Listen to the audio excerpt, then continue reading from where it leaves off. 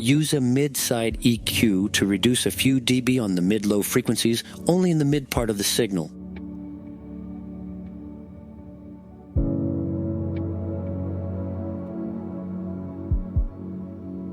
Then use a second instance of Pro Q3 and set the piano as the input for the sidechain.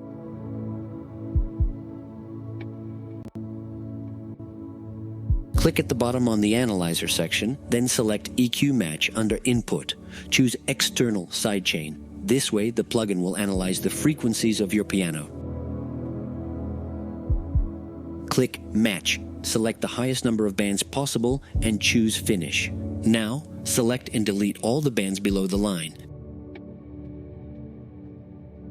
Then, select and attenuate by a few dB all the bands above the line.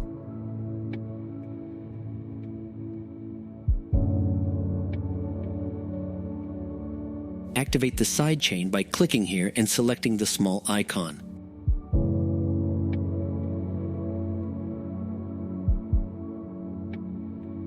Adjust the threshold and attenuation to your liking. This way, the sidechain compression won't affect the entire pad sound, but only the piano frequencies, giving you depth and stereo width without sacrificing the softness you were looking for.